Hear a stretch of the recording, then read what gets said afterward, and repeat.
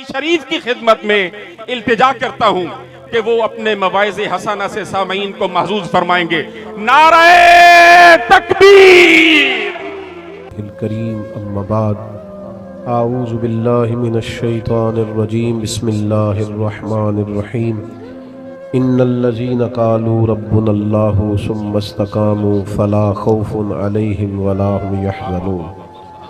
صدق اللہ العظیم۔ درود شریف پڑھ لیجیے۔ الصلاۃ والسلام علیک یا رسول اللہ وعلی آلک واصحابک یا حبیب اللہ۔ پیارے بھائی چھوڑ دیں موبائل، سارے جیبوں میں رکھ لیں، چھوڑ دیں جی۔ آپ بھی درود شریف پڑھیں بآواز بلند۔ الصلاۃ والسلام علیک یا رسول اللہ وعلی آلک واصحابک یا حبیب اللہ۔ حمد و صلات کے بعد ہمارے مقتدر علماء سے آپ نے پروگرام کی غرض و غایت کو سماعت کیا۔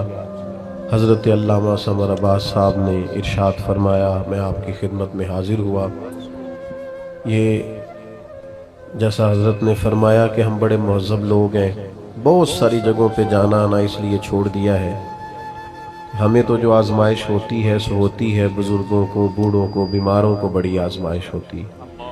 آپ مہربانی فرمایا کریں، میرا خیال یہ ہے کہ میری کوئی بات سن کے اگر آپ اس پہ عمل کریں گے تو میرے گناہوں کا کفارہ بنے گا، یہی ہمارے لیے بہتر ہے۔ چند ایک باتیں مختصر وقت میں، میں تو اثر پڑھ چکا، مجھے اندازہ نہیں تھا کہ یہاں بھی نماز اثر ہونا ہے، تو میں کوشش کروں گا کہ ایک ہی آنسو میں کہہ جاؤں گا میں دل، طوفان بیجا لانے سے بھی یہ چشم فائدہ، دو اشک ہی کافی ہیں اگر اثر کریں تو۔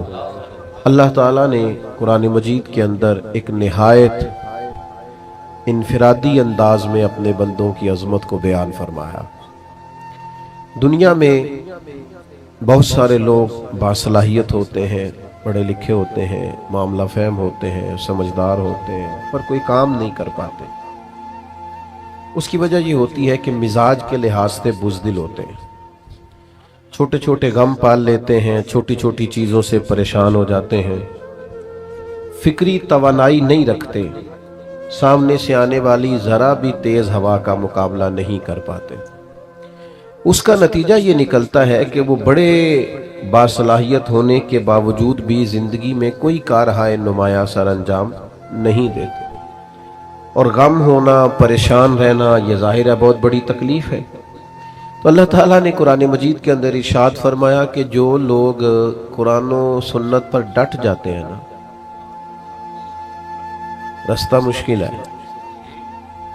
جو لوگ اللہ کا نام لے کے ڈٹ جاتے ہیں، جنہیں ڈٹنا آتا ہے، جو کھڑے ہو جاتے ہیں، ان پر پھر کوئی خوف اور کوئی غم نہیں ہوتا۔ ان الذین قالوا ربنا اللہ ثم استقاموا، بے شک وہ لوگ جنہوں نے کہا اللہ ہمارا رب ہے اور پھر وہ ڈٹ گئے، فلا خوف علیہم، اللہ فرماتے ہیں ان پر کوئی خوف نہیں، ولا هم یحزنون، اور نہ وہ غمگین ہوں گے۔ یاد رکھیے، سارے رستے وہ نہیں ہوتے جن پر لوگ تعریفیں کریں، کچھ راہیں وہ بھی ہوتی ہیں جو لوگوں کی وقتی طور پر سمجھ میں نہیں آتی، لوگ اس پر تنقید بھی کرتے ہیں، لوگ اپنی رائے کا اظہار بھی کرتے ہیں، بعض احباب ایسے لوگوں کو دیوانہ بھی کہتے ہیں۔ لیکن اگر آپ شریعت اسلامیہ پر ڈٹیں، اگر آپ وہ رستہ اختیار کریں جس رستے میں اللہ اور اس کے رسول صلی اللہ تعالی علیہ وسلم کے نام پر استقامت اختیار کرنی پڑے، تو یہ رستہ اگرچہ مشکل تو ہے، کیونکہ ہمارا مزاج ہوتا ہے گڈ بک میں رہنے کا، ہمارا دل کرتا ہے سارے ہمیں اچھا کہیں، یہ طبیعت ہوتی ہے۔ اس کا نتیجہ یہ نکلتا ہے کہ ہم اپنے گھر میں بھی حق بات نہیں کہتے، ہم اپنے بچوں کے بیچ بھی سیاست کر رہے ہوتے ہیں کہ میں کسی کے سامنے برا نہ بن جاؤں۔ جہاں ہماری بات بڑی آسانی سے مانی جا سکتی ہے، وہاں بھی ہم اپنی رائے حق پر مبنی نہیں کہتے۔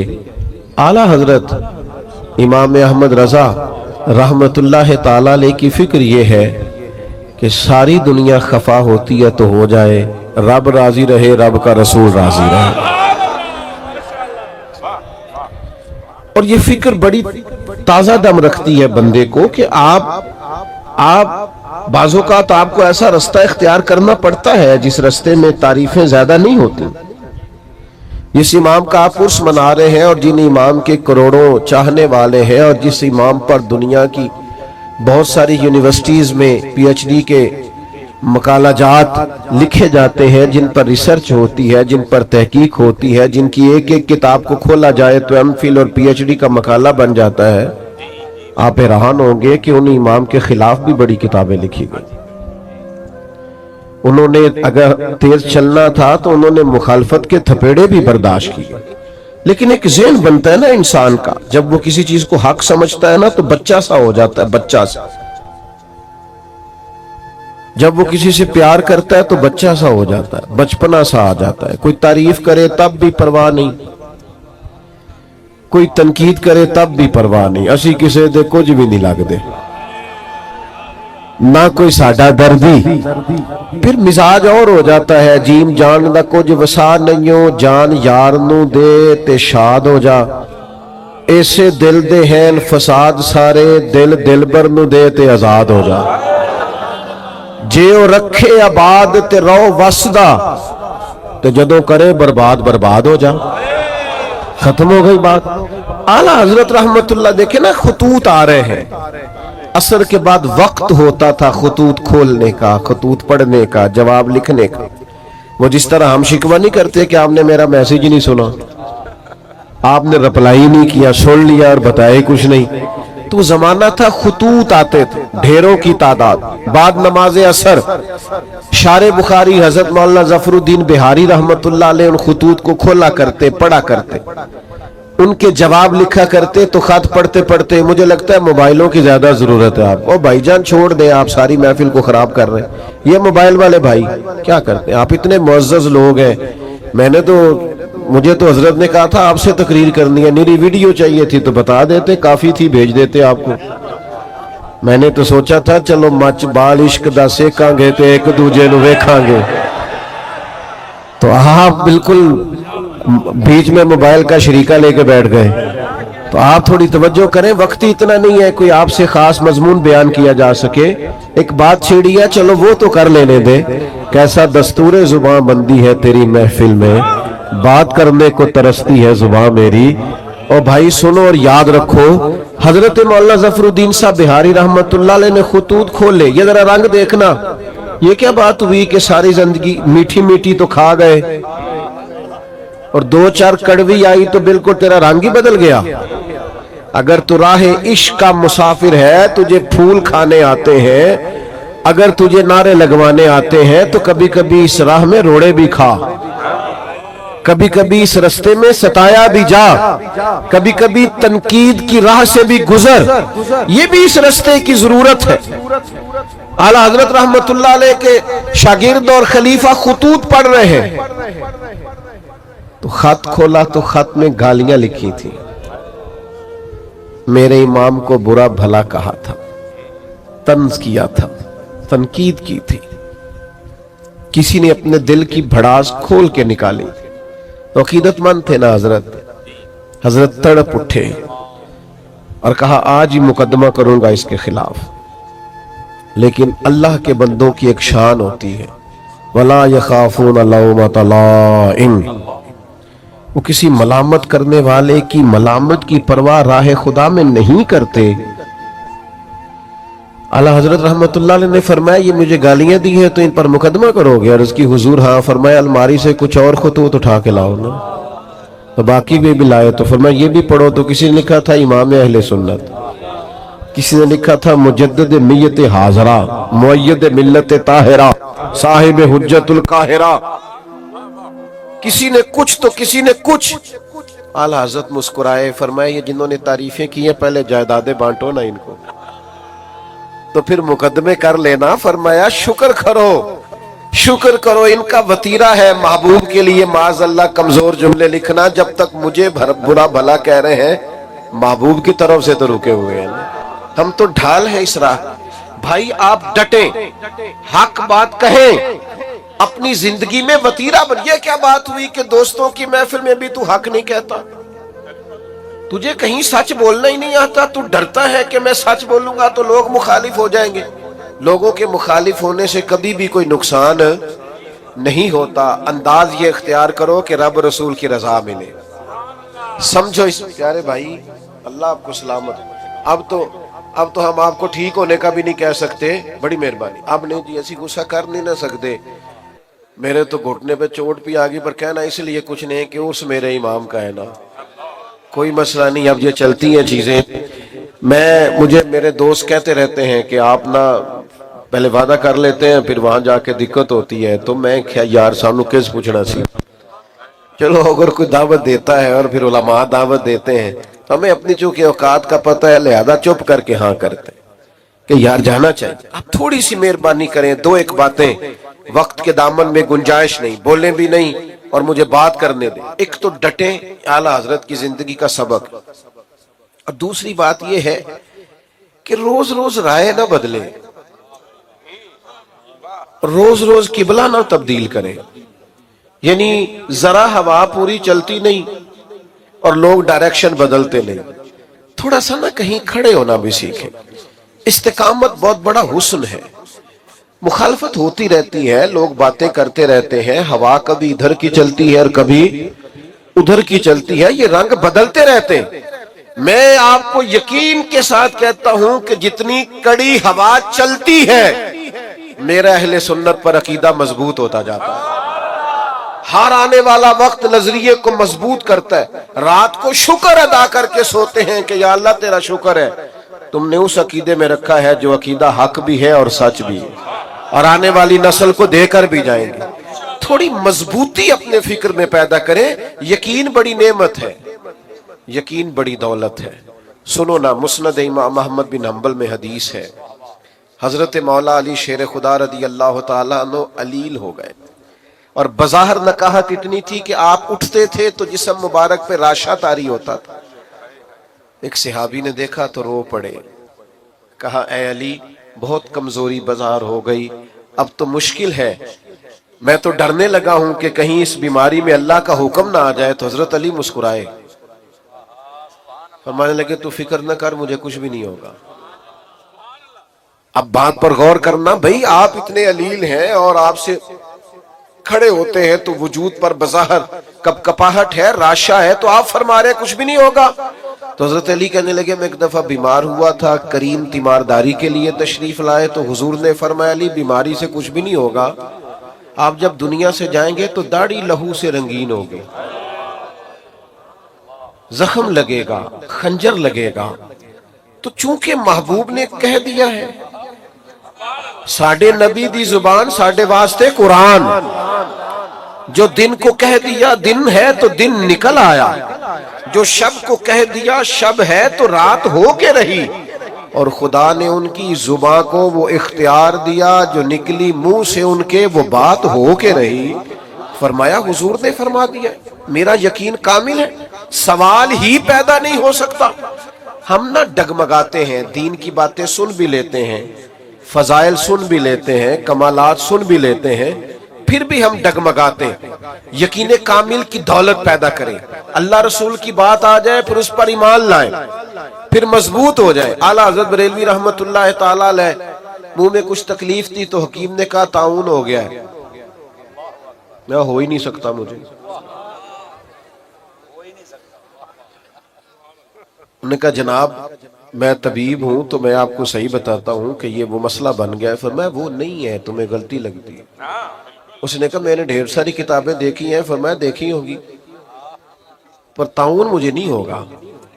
وہ چلا گیا، تھوڑی دیر کے بعد مسواک منگوائی، وہ مسواک کی، تھوڑا سا پانی منہ سے نکلا طبیعت ٹھیک ہو گئی.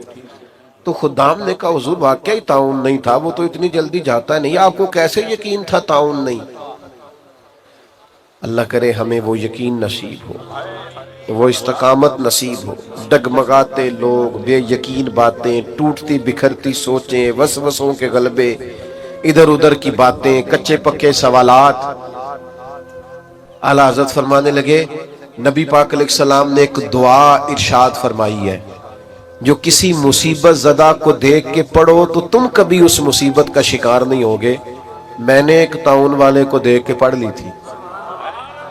وہ زبان جس کو سب کن کی کنجی کہیں، اس کی نافذ حکومت پہ لاکھوں سلام. آپ شریعت اسلامیہ کے بارے میں ایک مزاج بنائیں اپنا کہ میرا چونکہ اس پر ایمان ہے، میرا چونکہ یقین کامل ہے، مجھے اس پر ڈٹنا ہے، کمزوری نہ دکھائیں۔ اعلیٰ حضرت رحمت اللہ تعالی علیہ اس ماحول میں تقریریں نہیں کرتے تھے، کتابیں نہیں لکھتے تھے جس ماحول میں میں اور آپ ہیں۔ یہ والا ماحول اور یہ والا مزاج، چاروں جانب نعرے لگتے ہیں، چاروں جانب لوگ تعریفیں کرتے ہیں، چاروں جانب سے لوگ پذیرائی کرتے ہیں، پھول پھینکتے ہیں، یہ والا مزاج نہیں تھا۔ انگریز کی حکومت تھی، ہندوؤں کی کثرت تھی، اس ماحول کے اندر حق بات کہنا، آپ بات کو سمجھیں، آج اتنا مشکل نہیں ہوتا، لیکن بڑے لوگ ایسے ہوتے ہیں جن کی باتیں حق بات کہتے وقت لڑکھڑاتی ہیں، وہ جملہ تک نہیں کہہ سکتے، اتنی طاقت نہیں رکھتے۔ حکومت ہندو کی، حکومت انگریز کی، کثرت ہندو کی۔ فاضل بریلوی سے سوال ہوتا ہے، ہندوؤں کے میلے میں جا سکتے ہیں؟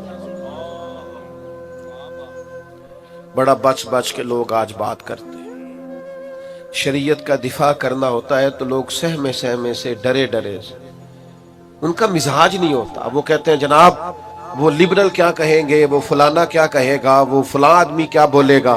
اعلیٰ حضرت سے کہا ہندوؤں کے میلے میں جا سکتے ہیں؟ تو فرمایا وہاں تو وہ معاذ اللہ اپنی کفریہ رسومات بھی کرتے ہیں۔ حضور جا سکتے ہیں؟ فرمایا حرام نہیں، حرام ہے، اشد حرام ہے۔ اتنی کھول کی بات، اتنی واضح بات، آپ کا تشخص ہے ایک الگ سے، آپ ایک الگ سے زندگی رکھتے ہیں، مومن ایک الگ سے اپنا تعارف رکھتا ہے، مسلمان کی اپنی ایک شان ہوتی ہے، وہ اپنی شان میں انفرادیت رکھتا ہے۔ یہ کیا بات ہوئی کہ آپ ہر معاملے کے اندر، ہر جگہ آپ کا جو رویہ ہے وہ انتہائی مداحنت پر مبنی ہو؟ بھائیو یاد رکھیے، آپ اپنے دین کے لیے، نظریے کے لیے، عقیدے کے لیے کھڑا ہونا سیکھیں۔ یہ نا بڑا دیندار آدمی ہے جی، کیا دینداری ہے، محفل بڑی صحیح کراتا ہے، تو میں تو اسے دیندار مانتا ہوں جو بیٹے کی شادی والے دن دیندار ہو۔ ناراض ہو گئے ہو؟ جو بچے کی مہندی والے دن مسلمان ہو وہ دیندار ہے۔ ہاں، محفل والے دن تو دھاری ٹوپی لے کے بھی لوگ آ جاتے ہیں، کسی سے کہتے ذرا ادھار دینا، میں نے محفل پہ جانا ہے۔ یہاں تو لوگ سارے ٹھیک ہو جاتے ہیں، رمضان شریف میں تو بہت سارے لوگ ہیں جو مسجد آ جاتے ہیں۔ پتہ تو تب ہے جب وہ کیفیت بنی ہوئی ہے، چاروں جانب سے گھیرا جا رہا، اور پھر آپ کا رویہ دین کا ہو، آپ ڈٹے کہیں میں نہیں کرنے دوں گا۔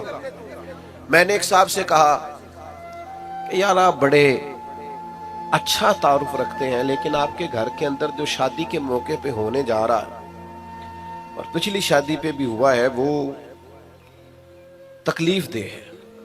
آپ نے کوئی ایسا کام نہیں چھوڑا جو شریعت اسلامیہ کے مخالف نہ ہو اور آپ نے کیا نہ ہو، معاذ اللہ۔ تو مجھے کہنے لگے میں تے تو پتہ ہے، میں تے بڑا زور لانا، بچے نہیں مانتے۔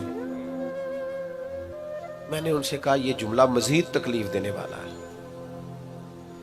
بچوں کو تو کوئی مرضی کرنے ہی نہیں دیتا، کون مرضی کرنے دیتا؟ تو لوگ کہتے ہیں میری نہیں مانی تو نکل جا گھر سے۔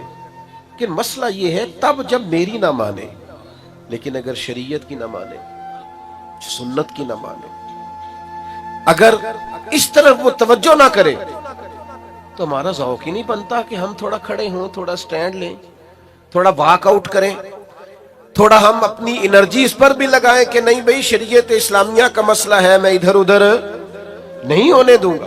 تو یاد رکھنے کی بات یہ ہے کہ اعلیٰ حضرت نے اس دور میں ڈٹ کے دین کی بات کی، ڈٹ کے۔ تو آج تو بڑی آسانی ہے، آپ ایک اسلامی ملک کے اندر رہتے ہیں، آپ، اور میرا خیال یہ ہے کہ آج آپ شریعت کی بات کریں گے تو آپ کے ارد گرد کے لوگ قبول کریں گے، لیکن ہم کہنے کو بھی تیار نہیں، ہم یہ جرت ہی نہیں کرتے۔ ہمارا خیال ہے کہ مطلب کوئی بندہ مجھ سے ناراض ہے۔ اور ایک تیسرا پہلو اعلیٰ حضرت کی زندگی کا جو آپ کو بڑا انفرادی ملے گا، اعلیٰ حضرت فرماتے ہیں کہ ایسا کوئی کام نہ کرو جس سے شک بھی پڑے کہ تم کہیں شریعت کی مخالفت کر رہے ہو۔ تہمت والی جگہ سے بھی بچیں۔ میری طرح کے بعد لوگ شکوہ کر رہے ہوتے ہیں نا جی، لوگ مولویوں پہ تنقید بڑی کرتے ہیں، تو میں کہتا ہوں ٹھیک کرتے ہیں۔ آپ کیوں سب سے اونچی کرسی پہ بیٹھتے ہیں جمعے والے دن؟ آپ کیوں سب سے آگے جا کے اگلی صف پہ پہلے مصلی پہ کھڑے ہوتے ہیں جب آپ سب کے پیشوا ہیں؟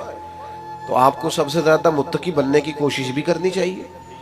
یہ میں دلیر نہیں کر رہا ہوں لوگوں کو جو تنقید کرتے ہیں، وہ غلط کرتے ہیں، وہ درست نہیں کرتے، ان کی حمایت نہیں کر رہا. ان کو سمجھنا چاہیے کہ وہ کتنا جرم کرتے ہیں، لیکن میں اپنے جیسے لوگوں کی بات کرتا ہوں. بڑی نشست پر بھی آپ برا جمان ہو تو پھر میرے بھائی آپ کا اٹھنا بیٹھنا دیکھا جائے گا. جب آپ لوگوں سے کہیں گے کہ مجھ سے رہنمائی لو تو وہ صرف آپ کے جملوں اور تقریر سے تھوڑی رہنمائی لیں گے.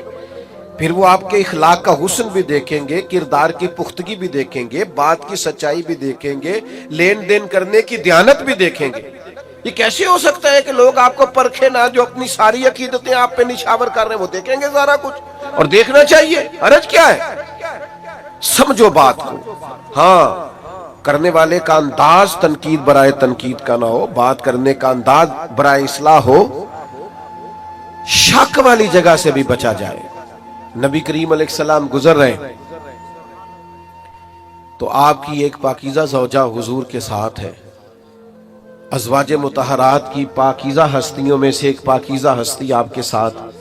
حضرت عمر کھڑے ہیں، کچھ اور لوگ بھی کھڑے ہیں. محبوب اپنی اہلیہ کو، زوجہ پاک کو گھر چھوڑ کے اور واپس آ کے کہا میرے ساتھ میری اہلیہ تھی. تو حضرت عمر نے عرض کی یا رسول اللہ، میری ماں مجھے روئے. حضور یہ کیا بات ہوئی، آپ نے کیوں آ کے وضاحت دی؟ فرمایا بس عمر میں بتانا چاہتا تھا کہ میں نے نکاح کیا ہے، میری اہلیہ. آپ لوگوں کو ان جگہوں سے بچائیں گے جہاں شک پیدا ہو سکتا ہے. ہمارے ہاں نا آج دیندار طبقہ، بزرگ طبقہ، والد کہلانے والا طبقہ، استاد کہلانے والا طبقہ جب غیر محتاط ہوتا ہے تو پھر مشکلات پیدا ہوتی ہیں، پھر تکلف پیدا ہوتا ہے. آپ والد ہیں، اب آپ کی ذمہ داری بڑھ گئی. آپ استاد ہیں، اب آپ کی ڈیوٹی بڑھ گئی. آپ امام ہیں، آپ خطیب ہیں، آپ بزرگ ہیں، آپ مقتدا ہیں، اب آپ کی ڈیوٹی بڑھ گئی. اعلیٰ حضرت رحمت اللہ علیہ کے زمانہ مبارکہ میں نا اس وقت لالٹینوں کا دور تھا. تو لوگ کیا کرتے تھے کہ وہ مٹی کے تیل کے ساتھ لالٹین جلایا کرتے تھے. تو مسجد میں مٹی کا تیل چونکہ بدبو آتی ہے، جائز نہیں. تو ایک صاحب بڑی دور سے ارنڈی کا تیل لائے، اس سے خوشبو آتی. وہ مسجد میں جلانا درست ہے، وہ جائز ہے. یہ زیادہ غور کریں جو بزرگ کہلاتے ہیں، جو کہتے ہیں میں بڑا ہوں. وہ تیل جب لایا گیا اور وہ لالٹین میں ڈالا گیا اور جب اسے جلایا گیا تو سرکار اعلیٰ حضرت رحمت اللہ تعالی علیہ کے وہ خادم کہنے لگے حضور اس سے خوشبو آتی ہے، یہ وہ والا نہیں. فرمایا چلو ٹھیک ہو گیا. اب یہ کہ یہ سارے نمازیوں کو کون بتائے گا کہ یہ مٹی کا تیل نہیں؟ وہ تو جا کے کہیں گے وہاں لالٹین جل رہی ہے. وہ تو سارے لوگوں کو بتائیں گے کہ وہاں جلتی ہے تو یہاں کیوں نہیں.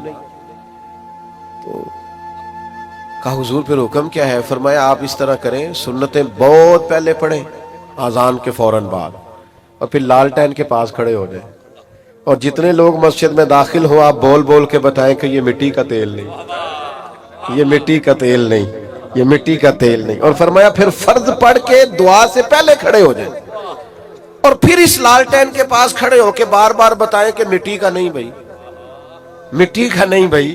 تہمت والی جگہ سے بچنا ہے. آپ کو ایک معیار قائم کرنا ہے، آپ کو اس پر ڈٹنا ہے، آپ کو کھڑا ہونا ہے. لیکن اگر آپ کا یہ مزاج نہیں، آپ کی یہ طبیعت نہیں، آپ یہ بھی چاہتے ہیں کہ لوگ میری عزت کریں اور پھر آپ وزادار بھی نہیں، باوقار بھی نہیں، تو پھر بھائی آپ کس رستے کے مسافر ہیں؟ آپ کدھر؟ میں نے زیادہ باتیں کرنے کا ارادہ کر رکھا تھا، پر چونکہ وقت تیزی سے سمٹتا جا رہا ہے آخری بات کی طرف آتا ہوں. بڑی جلدی وہ دوسرا پہلو جو میں نے کہا نا، ہمارے ہاں تنقید بڑی جلدی تنقید بھی نہ کریں. بھائی آپ اٹھنے لگے، مہربانی کریں نظم تو نہ خراب کریں. بھائی ادھر دیکھیں میری طرف جی. بڑی جلدی تنقید بھی نہ کریں،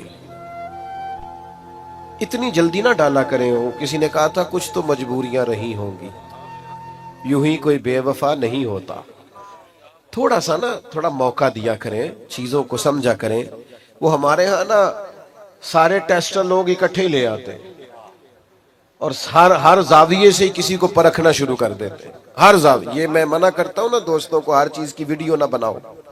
اب ہوتا کیا ہے، میں گزر رہا ہوں اور اب میں 2-3 مصروفیات سے فارغ ہو کے آیا ہوں اور یہاں سے بھی فارغ ہو کے میری مصروفیات.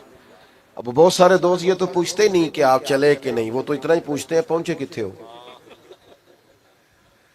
اور پھر وہ کئی دفعہ 15-20 فون کر دیتے ہیں 20-25 منٹ میں. تو ایک سے تو میں نے کہا تھا جی تیرے فون نہ اسی ٹائم تے پہنچنا ہے نا، پھر 5-5 منٹ بعد کر، اور اگر ٹائم لگنا ہے کچھ تھوڑا سا تو پھر آپ کو ایک فون کیا، اب تھوڑا فاصلے کو آپ ماپے اور اس کے مطابق دوبارہ رابطہ کریں. لیکن وہ چونکہ فون ہاتھ میں ہے اور خیر سے سستا بھی کافی ہے، تو بہت سارے احباب جو ہیں وہ پھر تو اب وہ گزر رہے ہیں، تو کسی سے ہاتھ ملا سکے ہیں کسی سے نہیں، سب کی ویڈیو بن گئی، پھر وہ پاس بھی کسی نے نہیں رکھنی، وہ ڈالنی بھی لازمی ہے. پھر وہ اوپر گول دائرہ لگا کے کہیں گے مولوی کا تکبر دیکھو، سلام نہیں لی. بھئی اب وہ ماحول ہی نہیں تھا، روک ہی نہیں سکتے تھے. اور کئی جگہ تو ایسا ہوتا ہے کہ لوگ کہتے ہیں جلدی منتشر کریں، پیچھے رش ہے، خالی کریں گیٹ کو. تو کئی دفعہ ایسے معاملات آتے ہیں کہ ذرا ذرا سی بات پر تنقید ہونے لگتی، اس سے تکلیف بھی یقیناً ہوتی. پوری بات ہی نہیں سنی، تھوڑی سی پیچھے سے کاٹ لی، تھوڑی آگے 2 جملے لے لیے، تنقید شروع کر دی. اعلیٰ حضرت نے لکھا ہے قراء سے معذرت کے ساتھ، لکھا ہے کہ 2-4 اچھے قراء نے ایک عالم کے پیچھے نماز پڑھی، تو ان قراء کے نا عالم صاحب کے کچھ مستحب قواعد درست نہیں تھے. تو وہ لوگ دیر نہیں نہ کرتے، فوراً کہنے لگے ایڈے بڑے عالم نے تو قرآن بھی نہیں ٹھیک پڑھنا ہوتا. اسی وقت میں نے پہلے کہا قراء سے معذرت کے ساتھ. اور ویسے چونکہ تھوڑا شاعری سے دلچسپی رکھتا ہوں تو لفظ تاثیر سے بنتے ہیں، تلفظ سے نہیں. اہل دل آج بھی ہے اہل زباں سے آگے. مستحب قواعد ٹھیک نہیں تھے، پر وہ تنقید کر دی، منٹ نہیں لگایا. دیکھو جی یہ تو اتنے بڑے ہیں اور قرآن مجید نہیں پڑھنا آتا. تو نماز مکمل کر کے نہانے چلے گئے، تو کرتے وغیرہ اتار کے انہوں نے رکھا اپنا قمیض، تو وہ شیر اٹھا کے لے گیا. اب وہ بڑی عجیب حالت ہو گئی، کتنی دیر پانی میں بندہ رہ سکتا ہے، ٹھٹھرنے لگے. اعلیٰ حضرت فرماتے ہیں کہ وہ بزرگ جو تھے وہ شیر کا ان سے پیار کا تعلق تھا، محبت کا تعلق تھا. چلیں آپ کرامت نہ بھی کہیں تو کچھ جانوروں سے پیار نہیں ہو جاتا.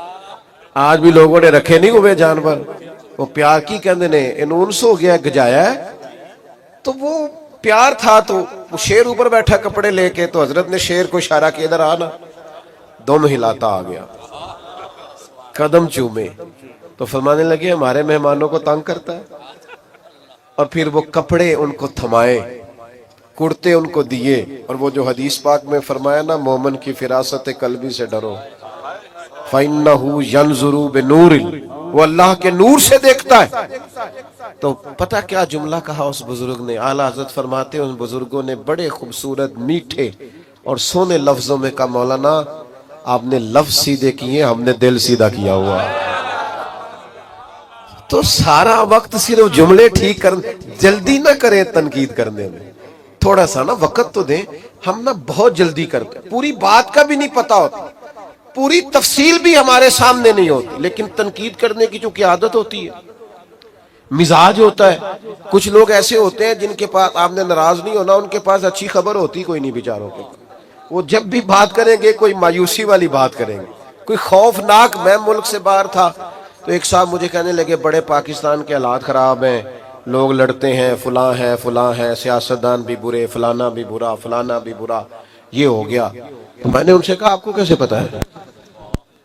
آپ تو باہر رہتے ہیں. کہتے سنا ہے. تو میں کہ سانو پوچھنا اسی ہوتے رہنے ہیں. اتنی جلدی آپ کیوں تنقید کرتے ہیں؟ میرا وطن وہ وطن ہے، میرا دیش وہ دیش ہے. کچھ عرصہ پہلے سیلاب آیا تھا، ہم نکلے تھے کچھ اپنے حصے کی خدمت کرنے. جس بیٹی نے خود محنت کر کے جہیز بنایا تھا اس نے بھی کپڑے نکال کے دے. ہم نے جب 4 مہینے کی ایڈوانس تنخواہیں نکال کے دے دی.